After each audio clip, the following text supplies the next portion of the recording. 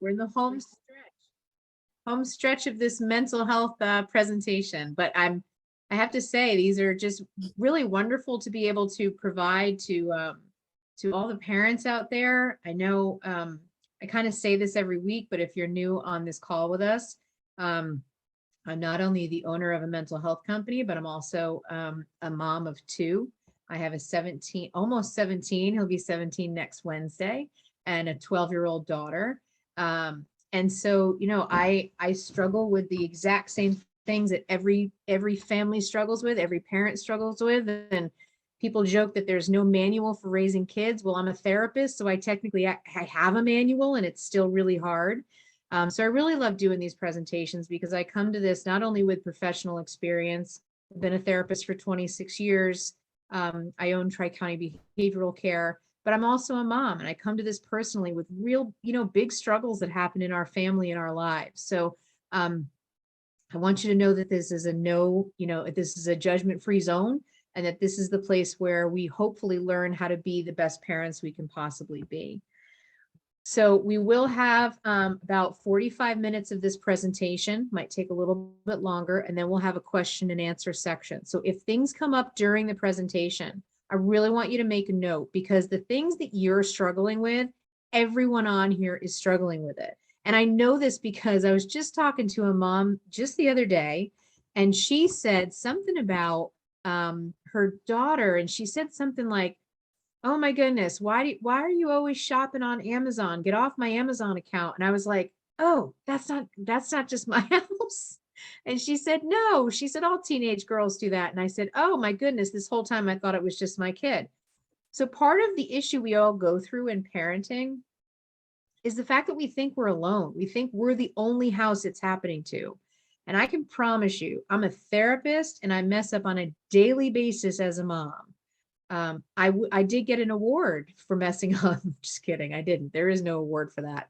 There's no Mom of the Year award either. But what there is there's a lot of lessons that we can learn from each other, and a lot of lessons that we can learn from therapists who can help us navigate this really difficult time in our families' lives. Emotional regulation for the family. What does emotional regulation mean? It literally means the ability to regulate negative and positive emotions so that they don't become too big or they don't become too small. Okay. Too small looks like isolation. Too big looks like aggression and violence. Okay. And there's a whole continuum, whole spectrum in there of different emotions, but emotional regulation is the ability to know when to take your thumb out of the hose and let a little bit of water out before the thing explodes. This is hard to do. The term is used to describe a person's ability to effectively manage and respond to an emotional experience. All day long, we're regulating ourselves at our job, at home, with friends, with family, and probably the most we regulate is at Thanksgiving dinner with all of our family members. We definitely have a harder time regulating when we're not taking care of ourselves. Self-regulation is the term that describes how ready we are to do something. Self-regulation means I can regulate me. I'm ready to approach a situation either positively or negatively, and I can handle what is being thrown at me in the moment. Dysregulation, right? Emotional dysregulation is the state we are in when our thoughts, feelings, and bodies are not ready to do something. What does it mean? So I'm going to give you a couple examples of this. When your child is not ready to walk out the door and they are throwing a temper tantrum on the floor because you took away their iPad because they did not do their chore, and now you are trying to get out the door to your other son's soccer game, that child is not regulating themselves. There was an incident, there was a behavior, there was an emotion, and that emotion got way too big, and now someone's on the floor having a temper tantrum while someone has to get out the door to a soccer game. Okay. Where we come in as a family unit is, how do I respond to that child on the floor? Well, the first thing I'm going to do is assess the child, right? Why is this happening right now? Well, in this example that I just used, it's happening because I took away his iPad and he is not happy. Maybe he's tired. Maybe he's hungry. Maybe he needs to go to the bathroom. Maybe he's not able to emotionally regulate himself. Maybe I have a child that has a difficult time with that. Maybe he has ADD. Maybe he has some other emotional difficulty. Either way, I'm going to figure out why my child is on the floor. When I'm assessing the child, the first thing I have to do is get straight with myself. When I'm walking out the door to soccer, running out the door to soccer, I'm not on time for these things, and I have a child who's having a meltdown on the floor, my first instinct, I'm going to be honest with you, is not to be, gee, Johnny, what's wrong with you right now? Could you get off the floor, please? No, my first inclination as a person, not as a therapist, but my first inclination is to say, get the heck off the floor. What are you doing? We've got to go to soccer. It's 5 o'clock. We have to be there at 5:15. Get off the floor. Right? All that stuff. And now what happens is he's not regulated and neither am I. What happens when two people are not regulated in the same space? An explosion. That's where we have to come in as parents and do the best job we can do getting ourselves in line so that we can set our kids up for, for success. Prior to taking away the iPad, and I'm going to be honest with you, if you have a child that has ADD or any other mental health challenges, you are probably spending a lot of time assessing your child before things happen because you're used to the explosions. You know that they're coming. You've started to anticipate them. But when you've got a kid who really does regulate themselves or her regulate themselves well, you're probably not ready for the temper tantrum. So when you're in the presence of a child that is not regulating themselves, the first thing you're going to do is assess. What is their mood or emotional state? I know we have a game at 5 o'clock. I know that things have to be done before we walk out the door. Do I take away the iPad 5 minutes before we walk out the door? Is that going to get me to my end goal? If I have a child who is angry, hungry, tired, under the age of 5, right? So what is their emotional state? What is my emotional state? How are they feeling? Good, bad, sick, hot, cold, well rested, all that kind of stuff. Did they have a good morning? Did they have a crappy afternoon? Did they walk in from school not feeling great? Did you get a call from the teacher today that they had a really hard day? These are some of the things that you assess when your kids walk in the door from school. These are some of the things that you assess when, Saturday morning, everybody wakes up. What kind of mood's everybody in? Assessing their emotional state is crucial to knowing how to best meet their needs. So there's a couple things we can talk about here. If you have a child that's consistently emotionally dysregulated, okay, and that literally means they are not able to regulate themselves most of the time, you have got to get really good at assessing your kid, okay? And what that means is the first thing you do is assess yourself. The first thing you do is make sure you're in the best headspace so that you can enter that child's environment in the best headspace. And then you have to assess your child in that headspace. If you have a child that has ADD or autism or depression or anxiety, any of those 4 things, or social anxiety, intermittent explosive disorder, you have a child that has a difficult time regulating themselves, okay? You're going to need to be on top of the changes that occur in that child on a daily basis. Where are we today? Okay. And sometimes I work with parents that sort of see some of those things as just temper tantrums, right? Usually there's some type of behavior behind them. Usually there's something, if your kid's having a temper tantrum every day, or you can't get out of the house ever on time, you have an issue, whether it's behavioral or mental, right? Or emotional, that's to be decided. But If you have a child that you know historically, like I want you to think in your mind right now, does my child get out of the house easily or is it a constant problem? Does my child constantly get calls from, do I get constant calls from school about my child, or are they able to regulate during the day? I want you to be really real about these things, okay? The second thing I want you to do is start to track it. Start to really pay attention to when it's happening. If you have a child that is not able to regulate well, that child needs a very strict bedtime. That child needs a very structured dinner time. That child needs to do homework with an adult, okay? That child is not going to do well without structure. And if your home has a lack of structure, that may be contributing to the behavioral side of the emotional dysregulation. If they're too high and they're up regulated, too hyper. If they're down regulated, shut down. It says ready to learn, but I want you to think about regulated means calm and ready to go. The first thing you're going to do is say, am I calm and ready to go? And is he or she calm and ready to go? And if he or she is not calm and ready to go, you have to be calm and ready to go. You cannot flip your lid. Why?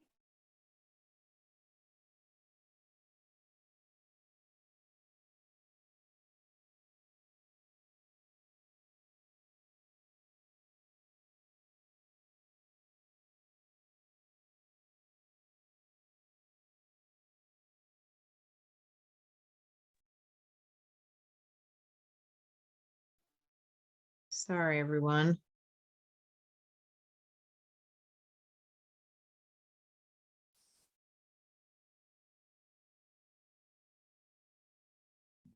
I think there's a storm coming through and we just lost internet. Okay. So if you have a child that is not regulated, you have to make sure that you are regulated. And what that means is you go in another room and you take a couple deep breaths. You are aware of that child's dysregulation and you're prepared for it. Your kids can be stressed. If you have a child that is emotionally dysregulated, they're having a hard time in school. And I promise you, they've got stress in school that they're bringing home. And if they're stressed, you're probably stressed. But what does it mean for a kid to be stressed? And what does it mean for an adult to be stressed? And what does it mean when an adult and a child are stressed in the same moment? This is how you can tell if your child is experiencing stress. And this is how you can tell if you are experiencing stress. There are 5 separate responses to stress. Stress is the #1 cause of emotional dysregulation. What that means is either stress biologically, emotionally, cognitively, socially, or pro-social. So these are the things that are going to perpetuate your and your child's and your family's emotional regulation. Each of these has its own unique stressors. They are all interlocked in a way that stress in any one can exacerbate stress in another. When one is caught in a stress cycle, stressors have a multiplying effect, okay? So when I'm biologically stressed, which causes some emotional stress, I can't think straight. And then I don't want to be around people. So that's how that stress cycle can happen. Leads to behavior, mood, attention, and health issues. So let's talk about what these look like. Biological. I remember when I was younger and my mother would go through, she would be driving, right? We had family in Connecticut, so we would drive from New Jersey to Connecticut. And every time we approached a toll, she would turn off the radio, right? Because she couldn't have the radio on with the kids in the car and go through the toll. Now you're probably laughing because you're probably doing this now, right? And I remember my mother doing it and now I do. When you are biologically stressed, okay, or when your stress is coming out in a biological way, and I want you to really think about, as I'm saying, I want you to think about you, your spouse, anybody else that lives in your house, and I want you to put them in one of these buckets. How do your family members show stress? Okay. If someone shows stress biologically, they don't like loud sounds, they're uncomfortable with room temperature, smells get to them, they can't sit too long, and they usually need to use the restroom a lot. So write down on a piece of paper who in your family exhibits stress biologically. Okay, I can tell you I am a biological stressor. When I'm stressed out, and my husband jokes, at 8:01, if that TV is too loud, my Lord. So I have, if I'm to have a stressful day, when I come home, that TV being too loud really just can really trigger a stress reaction. An emotional stress, angry, sad, excited, anxiety, confusion. If your child is not excited for school, but is excited for an after school activity, that might be an emotional reaction to stress. Pro-social, empathy, over empathetic. When I'm stressed and I see you stressed, I start taking care of you as a way to take care of me. If I can calm you down, then I'll be okay. They know that they need to calm themselves down, but they can't. And so and the thing that makes them stress is another person's stress. A cognitive response to stress, difficulty understanding rules, can't process information. What are you saying? I don't know. I don't know what time we're going. What do you mean? I can't think straight, right? Thinking about homework, stressing about homework, not remembering conversations you had yesterday, not remembering why you're standing in the kitchen. I walked in here. I don't know why I'm here. I forget. Sensory processing complications. You literally miss whole pieces of conversations. And then social, getting too close to somebody, not having good personal boundaries, making noise, not following rules, reactivity to other people's stress. Getting up, if you have a child that sometimes is called the social butterfly, and they get up and they help everybody else settle their desk, but their desk is a mess, they might have a social response to stress. They don't really pick up on social cues very well. People want them to get away from them. People want them to step back, and they don't. And difficulty navigating conversations. So these are the 5 different ways people respond to stress. You can have a biological reaction to stress, an emotional reaction to stress, pro-social reaction to stress, trying to control others, a cognitive reaction to stress, or a social reaction to stress. So I want you to put your family members in those buckets for a second, and make sure you put yourself in there too.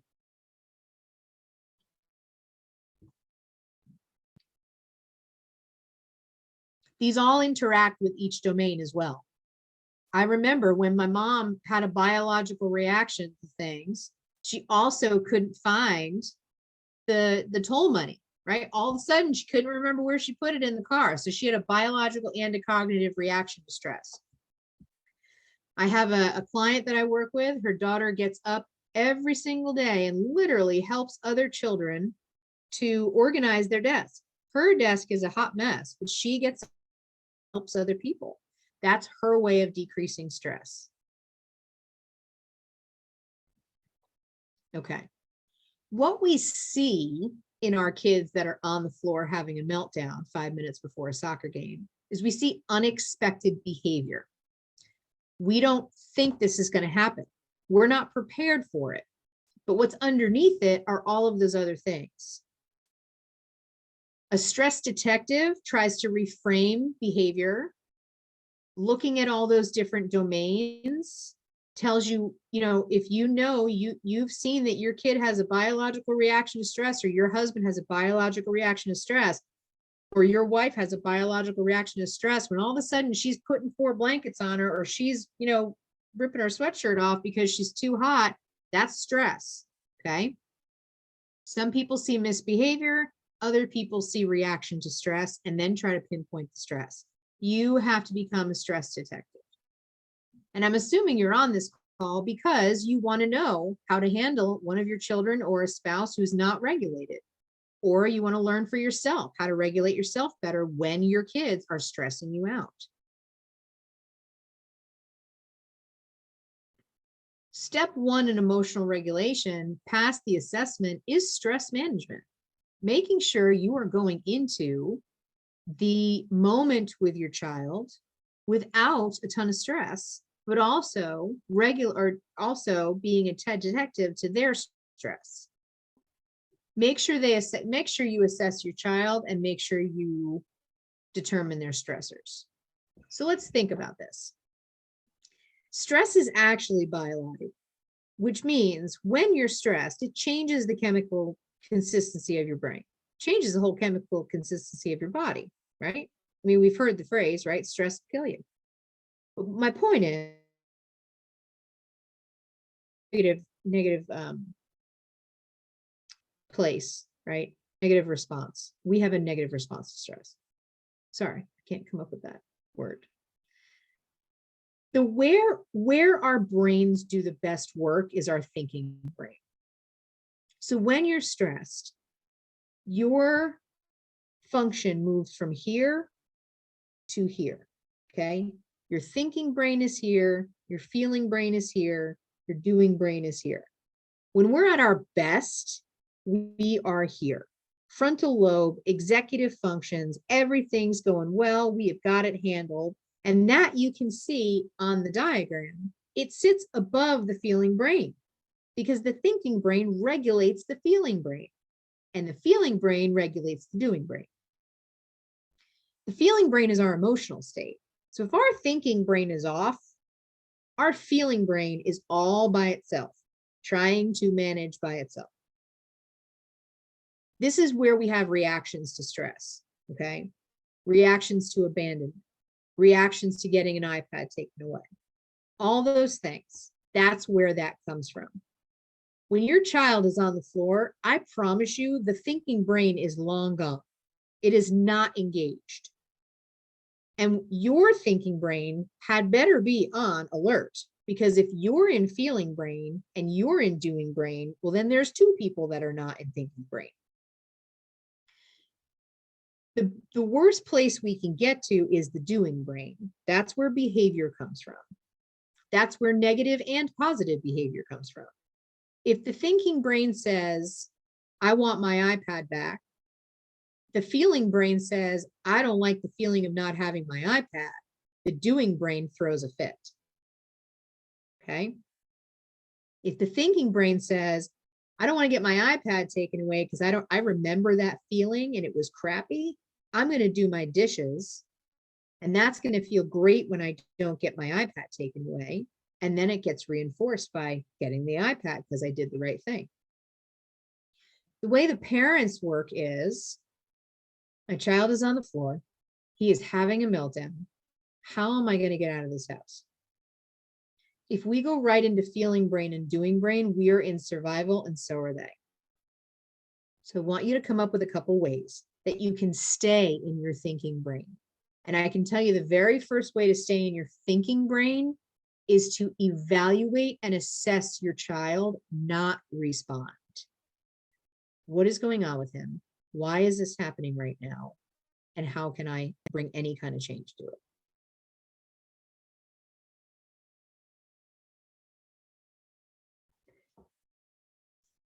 When you flip your lid, your frontal lobe literally is not, it's not engaged. It's not there, okay? The big emotions, anger, fear, anxiety, it's your alarm center. Gives you fight or flight, freeze, all that kind of stuff. What you want to do with a child, and this is just a suggestion, When you've gotten to 4 things, right? That's when your lid gets flipped.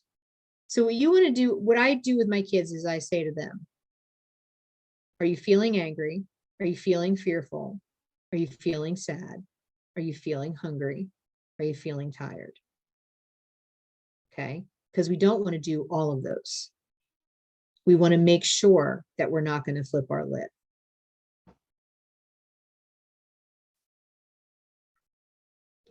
Step 1, assess. Step 2, connect. Step 3, co-regulate. What does this mean? Co-regulate means to help someone calm themselves down. The only way you can do this is if you're calm, and you have to regulate yourself first. How do we bring the thinking brain back online from the doing brain? Breathing. If we go back, let me see if I can. If we go back to this, the doing brain is the smallest. And when you're in fight or flight, it's doing the most work. It's the smallest part of our body doing the most work, smallest part of our head doing the most work, which really doesn't set it up for success at all. The thinking brain, you can see, has much more capability of doing the work. But man, when we get into that doing brain, we're asking a very small piece of our brain to do a lot of really intense work, which is why we want to stay up here. Okay. Let me go back to that other slide. When we co-regulate and we start to breathe, we literally force that small, tiny piece, okay, to go back to the frontal lobe. It bypasses emotion altogether and goes back to the frontal lobe. Why? Because when you take a breath and you breathe on purpose, you're engaging your thinking brain. You have to say to yourself, I'm going to take a deep breath. That's a purposeful action. Deep breathing is not survival. Deep breathing is calming. You're doing it on purpose to get rid of anxiety. When you deep breathe,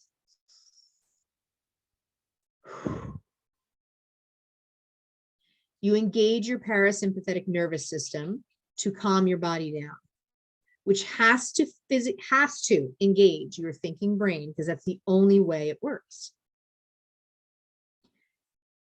Speak to the feeling and doing brain and reflect. I see that you're feeling bad. I see that you're feeling stressed. I see that you are so mad right now. I'm sorry that you feel so out of control. Let's try to calm you down. Let's try to calm ourselves down. When I'm calm, they can be calm. When I'm on fire, they are going to be on fire. And if your kids are calm when you're on fire, it's because they've learned how to regulate you. And then who's helping them regulate themselves? Provide a warm response to their cue. Display care and affection. You don't have to get on the floor when your kid is doing something wrong, but you can easily pull them out of the temper tantrum by not screaming at them. You can help them deep breathe. You can help them reflect. You can help them feel safe. And I promise you, because we're going to go back to this slide again, because they are here in their because they are here in their doing brain when they're on the floor, they're in what? They're in survival state. They do not feel safe. Temper tantrums equal survival. They are not safe. They can't calm themselves down. And that's when we have to bypass all of this and go back to the thinking brain. Co-regulate. Let me get back to number 2 because I want to show you what that was. Step 1, assess. Step 2, determine the stressor. Step 3, co-regulate. Step 4, stress management. Be agile during stress management. Seems counterintuitive, so I'm telling you to be calm. Agile means when engaging in co-regulation, what is the person's affect? Where and how are you standing? Are you standing over them? Are you screaming at them? Are you backed away? Are you on the floor with them? Are you using a calming tone of voice? Or are you screaming at them to get them off the floor? Or are you using calming tone of voice? One is only going to scare the person more. And then to get out of survival, they're going to try to get back to their thinking brain, which you don't want. That's what causes trauma. The other is going to make them feel safe. And that's what's going to get them out of survival state. Give them time to respond. Let them take a minute.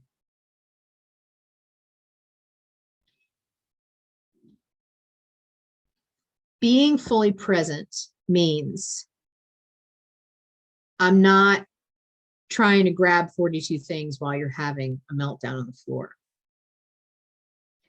And I can tell you, usually these meltdowns happen, in my experience, because something happened hours before that. Okay.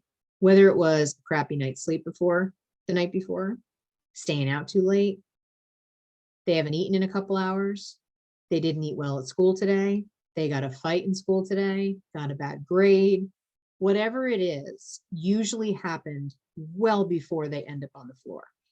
And it's my job as the parent to be a detective, right? And so here's why this is called family regulation. Because when I'm regulating myself and my husband's regulating himself, and I've got a toddler on the floor who is not regulating himself, and I help him to regulate himself, that benefits everyone in my family. If I have a toddler on the floor and I am not regulated and my husband is not regulated and we are screaming at that child who is taking care of the other kids, now they're in survival mode.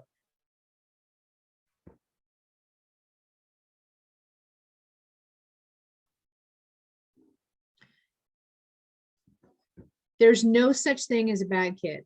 I promise you, Scouts honor. I promise you, there's no bad kid. I've never met one, and it's been 26 years. Start to look at misbehavior to stress behavior. When your child's lid is flipped, they cannot take in new information. Do not overload them with information. When your lid is flipping, take a deep breath.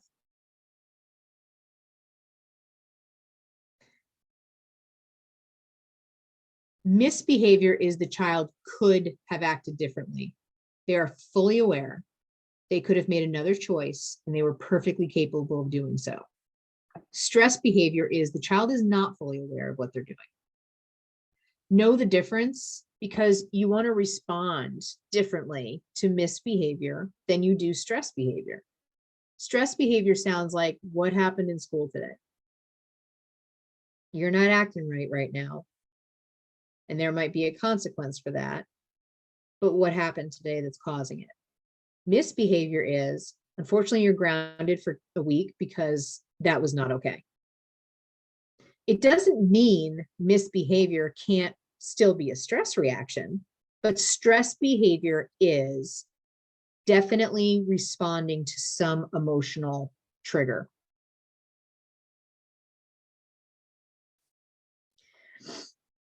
Stress management strategies, step 4. Explore coping strategy options. What domain is being activated?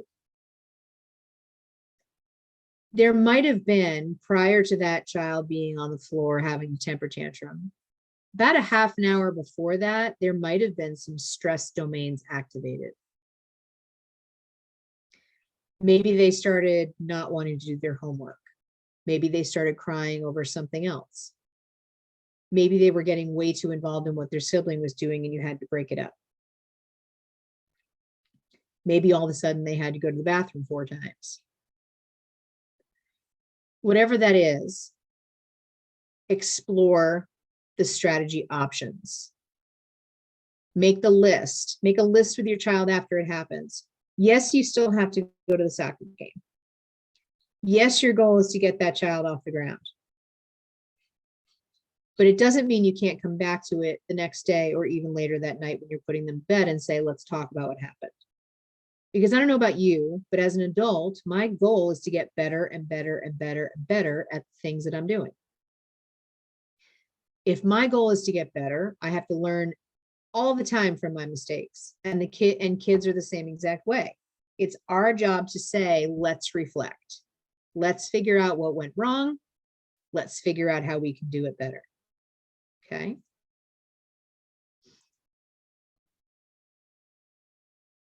Step 5, select and utilize coping strategies. Engage your kids in coping strategies together. This is a family. Engage your spouse, engage the grandparents, engage everybody. My daughter was having a hard time with something the other day, and my mom was sitting in our living room, and I said, Nana, have you ever gone through something like this? And she said, oh my goodness, have I ever? Pull from other people's experiences. Show your kids that everybody goes through this at some point, right? Is your child ready and calm? If not, run through the steps again and reflect. What'd you do great today? What can we do better next time? What strategy worked? Talk to your kids about their behavior. I talk to my kids about my behavior. If I'm not regulated, I come back to my kids and say, I am so sorry. I had the crappiest day and I could not regulate myself and I lost my cool. Guys, I'm not perfect. I'm a therapist. Doesn't mean I don't lose my cool. It doesn't mean that I'm always regulated like, Mary Poppins. But my kids watching me say, I'm sorry for that. I should have done better. Or my kids hearing me say, I was stressed and I hadn't eaten the proper dinner and that caused me to be stressed. That's more than I can teach them when they're on the ground, because that's modeling, right?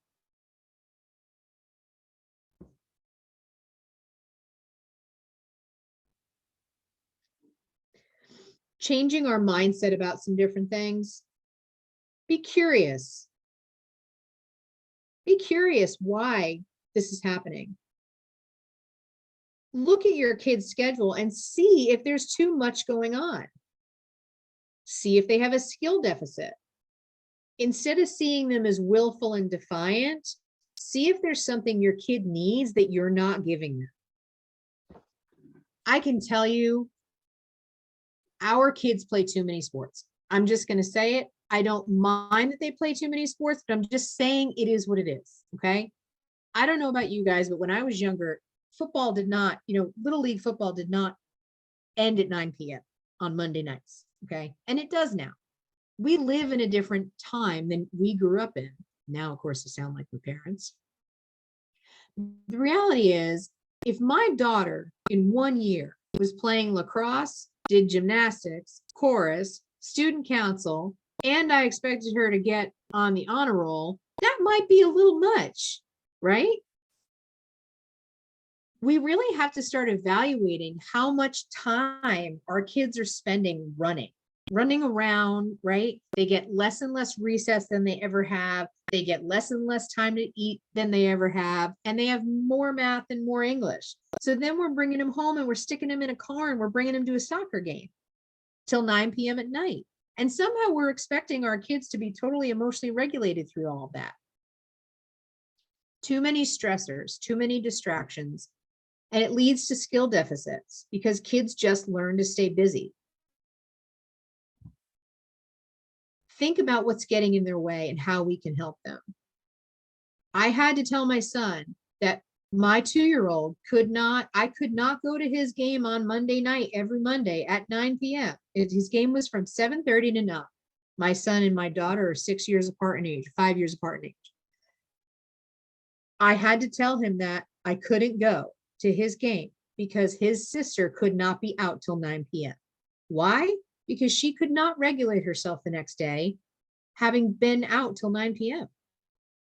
I did end up hiring a babysitter so I could go to the game, or my mom watched her so I could go to the game. But the reality is I have to put one child's physical and mental health above watching his sport till 9 p.m. Find and remove barriers, right? And support and strengthen. If you look at the left side versus the right side, it's judgment, defiance, punishments, frustration, guilt, shame. And the other is curious, skill deficits. How can I help? Remove the barriers, supportive, strengthen. This is where we want our families to be, guys. We want our families to be on the right side of this. Am I always on the right side of this? No, I'm not. I don't win the award for Mother of the Year. But I want to spend less time on the left. Find the stressor and reduce them. Find the need and meet it. Find the deficit and teach it. This is where we want to be. We want to be here with our spouses. We want to be here with our friends. We want to be here with our kids. So here's my questions for you. Tell me what this brings up for you. What are you thinking about? What did you learn today that you didn't even maybe know before? And what is your biggest takeaway? So if you'd love to answer those questions live, I would love to hear it, because feedback is awesome when you're doing these things and all I can see is my screen and I can't see you guys. Or if you don't want to share, that's totally fine. Write them down on your paper. And I want you to think about 3 things when you leave here today. I want you to really look at that biological, cognitive, social, emotional thing, and I want you to put your family members in the buckets, okay? I'll show the slide again in a second. And the second thing I want you to do is release yourself from the guilt that you may not have been doing this really well. Maybe you didn't even know what this was prior to today, and that's okay. Take what you've learned from today. Just do a little bit better tomorrow. We're not looking for the Mother of the Year award. We're looking to raise happy, healthy kids.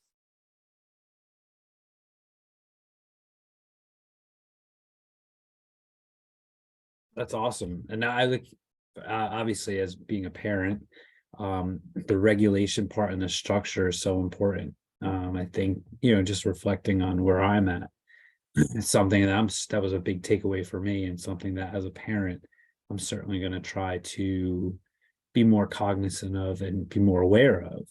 And it's as you were talking, one of the programs that we host at Valley and that we have is a teen mental health first aid and also youth mental health first aid.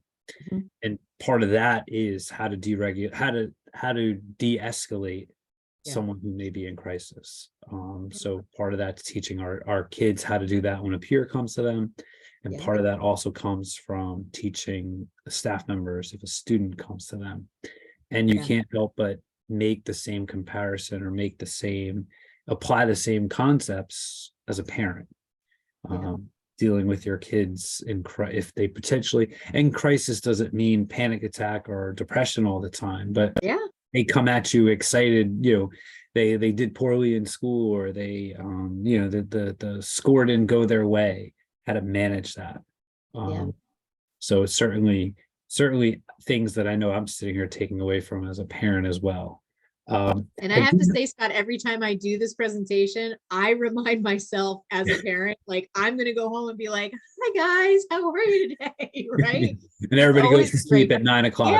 I mean, I love doing this presentation because it reminds me of what I even talk about and how to do it well. It's awesome. So I do have a couple questions. Great. What is the best way to get the whole family involved? I mean, obviously, if you're in a 2-parent household, you can't have one parent applying some of these skills and practices and the other one not. So what is your advice for getting the whole family involved? So the biggest thing I can tell you is, I've literally brought this back in my house, and my 17-year-old doesn't really like it, but I sort of force him to do it, is at least once a week, you have to sit down together as a family for at least 45 minutes. And I'm not joking. We don't do that anymore. When I've worked with people, they say to me, we have dinner in separate rooms. We watch TV in separate rooms. 45 minutes once a week is really not a lot to think about having a conversation about how'd your week go? How's school going? How's your friend Billy, right? Those kind of things. Even if it's just a small conversation at the end of the day where you're at least connecting with your kids once a day and connecting with your spouse once a day, or even, extended family members. So that's the first thing, is connecting, because once you start connecting, you open up the door for these conversations, right? That's the first thing.